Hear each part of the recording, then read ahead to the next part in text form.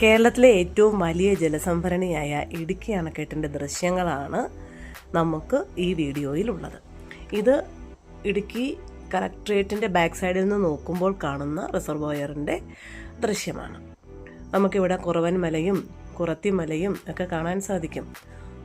കുറത്തി മലകളെ തമ്മിൽ യോജിപ്പിച്ചുകൊണ്ട് പെരിയാർ നദിയിൽ നിർമ്മിച്ചിരിക്കുന്ന കമാന അണക്കെട്ടാണ് ഇത്. ഇത് ഏഷ്യയിലെ ഏറ്റവും ആദ്യത്തെ കമാന അണക്കെട്ടാണ്.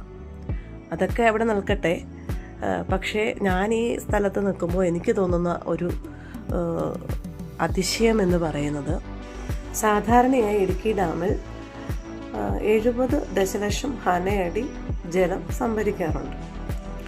ആ ഡാമിൻ്റെ ഇപ്പുറത്തെ ഭാഗത്ത് നോക്കിയാൽ നമുക്ക് കാണാൻ സാധിക്കും ധാരാളം ആളുകൾ താമസിക്കുന്നുണ്ട്, വീടുകൾ കാണാൻ സാധിക്കും അവിടെ.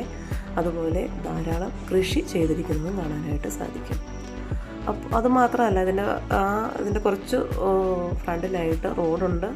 ആ റോഡിൽ കൂടെ ധാരാളം വാഹനങ്ങൾ പോകുന്നുണ്ട്. നമ്മളൊക്കെ സ്ഥിരം യാത്ര ചെയ്യുന്നതൊക്കെ ആ റോഡിൽ കൂടെ തന്നെയാണ്. അപ്പോഴെപ്പോഴെങ്കിലും നമ്മൾ ചിന്തിച്ചിട്ടുണ്ടോ ഒരു ജലബോംബാണ് അപ്പുറത്തുള്ളതെന്ന്?